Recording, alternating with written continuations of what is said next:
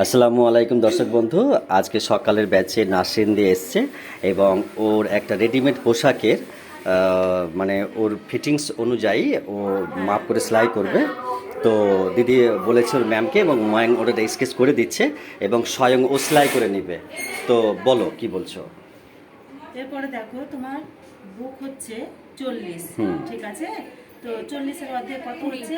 20। তাহলে দেখো আমি এখানে 20-তে দেখো দাগ দিয়ে নিলাম, ঠিক আছে? এরপরে এই দাগ থেকে এটা আমি দেখো কতটা আছে কাপড়টা, দাগ থেকে কাপড়টা কতটা আছে? 4 আছে।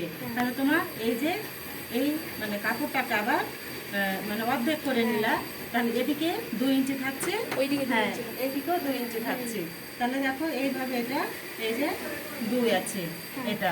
তাহলে দেখো এখানে দাগ দিয়ে দিলাম। এরপরে এখানেও দেখো 2 ইঞ্চিতে দাগ দিয়ে দিলাম। তাহলে তোমার এখান থেকে এটা দেখো 20 দেখো চলে এলো। তাহলে তোমাকে এটা এভাবে দাগটা দিয়ে নিতে হচ্ছে। এরপরে দেখো কোমর তোমার কত আছে? এক্সকিউজ মি, এটা একটু জানতে চাই যে তুমি যখন এটা করলে তো এই যে হাতের অংশটা, তাহলে কি এটা কি এইভাবে এটা চলে যাবে? এটা এইভাবে চলে মিলবে? যাবে, হ্যাঁ মানে হাতের মাপটা ঠিক হয়ে যাবে এখানে? হ্যাঁ হ্যাঁ। ওকে, তখন হাতেরটা আমি পরে নিচ্ছি, আবার এখান থেকে এতটা ওটা নিবে তো, কিন্তু পরে নিবে। পরে নেবো, ওকে, হ্যাঁ। বলো এবার কি বলছো? ওটা কেন হবে এখন? তোমার তো ওটাতে আমি যাইনি। এবার বুক তারপরে কোমর আসবে তো। তাহলে কোমর এত হলো তোমার 36। আর একবার দেখে নিই। তাহলে দেখো এটা কিন্তু বুক থেকে এটা কিন্তু এবার কোমর আসছে। তো কোমরে দেখো এখানে 7 নিবা। তাহলে এখানে 7 না সরি 7.5, হ্যাঁ এখানে দেখো 7.5।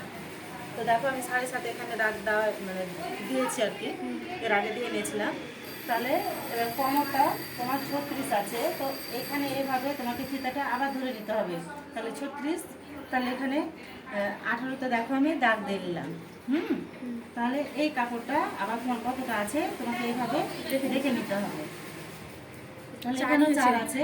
তাহলে এটা দেখো এখানে 2 দেখো দাগ দিয়ে দিলাম। এখানেও 2 ইঞ্চিতে আমি মানে দুই সাইডে তোমার সমান ভাগে ভাগ হয়ে গেল। তাহলে দেখো এখান থেকে এটা 2 আছে, এখানেও 2 আছে। তাহলে 2 ইঞ্চি করে তোমার কাপড়টা থাকছে। এবার হালকা একটু সেভ করতে হবে, তখন কিন্তু এই কাপড়টা 1.5 ইঞ্চি থাকবে ভিতরে। হ্যাঁ, এরপরে দেখো এখান থেকে এটা তোমার 14। এবার হিপ আসছে, হ্যাঁ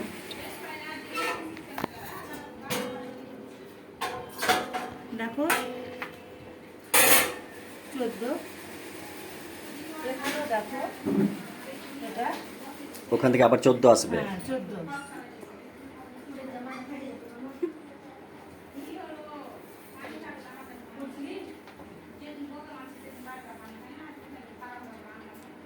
তোমার হিপ কিন্তু আছে তো 42, হ্যাঁ। তো 42-এর অর্ধেক তোমার 21। তাহলে দেখো আমি 21-এ দাগ দিয়ে এলাম আবার 21 ইঞ্চিতে। তাহলে এই কাপড়টা আবার কতটা আছে দেখো। তাহলে এটা 3.25, ঠিক আছে এটা। তাহলে তোমার এখানে 3.25টা দুই ভাগে হবে। হ্যাঁ 3.25, হ্যাঁ 2 ভাগে ভাগ করছে। তাহলে তোমার 1.5 ইঞ্চি মানে একটা দাগ হচ্ছে, হ্যাঁ। তাহলে দেখো 1.5 ইঞ্চি এই যে এইভাবে ঠিক যেভাবে আয় করেছো ওখানে ভাগ হয়ে যাবে অতটা। তাহলে এখানে দেখো আবার অতটা। তাহলে এরপরে দেখো তোমাকে এইভাবে দাগটা দেখো দিয়ে নিতে হচ্ছে। এটা দেখো এইভাবে দাগ, তাহলে দেখো এইভাবে দাগটা দিয়ে নিলাম। এবার এই দাগটা এখানেই হবে, ঠিক আছে এইভাবে। এটা এটা কিন্তু স্কেলও হয় না, হ্যাঁ চকে এই যে এটা এইভাবে দিয়ে নিতে হবে, কারণ এটা তো সোজা না। এটা এইভাবে দাগ হয়ে গেল, ঠিক আছে।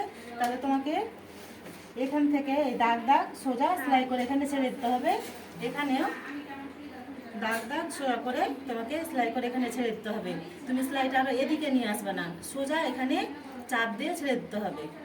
এরপরে তোমার হাতটা দেখো, হাত আছে তোমার। ওটা তো মানে সাইডে মিলিয়ে দিবে না যে বললে তুমি, সেটা কেন মিলিয়ে দিবে না? না তাহলে এইটা মানে ওর যে মানে কাটা অংশটা উল্টানো হবে না, সেই জন্য। কারণ এই কাপড়টা যে তুমি বুঝতে পেরেছো তো? এই কাপড়টা দেখো হ্যাঁ, এটা বুঝে এইভাবে দাও ভালো নিয়ে করে। এই কাপড়টা এখানে যে উল্টাতে হয় এরকম হয়ে যাবে এটা, হ্যাঁ এটা এরকম হয়ে যাবে এটা। হুম। সেই জন্য আর এই ওইভাবে মেলানো কাপড়টা, যাবে হ্যাঁ, না। এই কাপড়টা যদি তুমি এভাবে এদিকে ঘুরিয়ে দাও তাহলে হচ্ছে না, ওই জন্য আমি বললাম একদম তোমাকে, সীমানা বরাবর হ্যাঁ, মানে বর্ডার বরাবর সেখানে হ্যাঁ, স্থানতে ওই হবে। জন্য তোমাকে বললাম যে সোজা নিয়ে এসে এখানে ছেড়ে দেবা। ওকে। এরপরে দেখো তোমার হাত আছে, হাতে মোহরি আছে 10, তাহলে দেখো তোমাকে এখান থেকে এভাবে 5 ইঞ্চি নিয়ে দাগ দিয়ে নিতে হবে এটা। এরপরে দেখো এইভাবে তোমাকে, এটা ম্যাচ হ্যাঁ, করতে হবে এটার সাথে। এইভাবে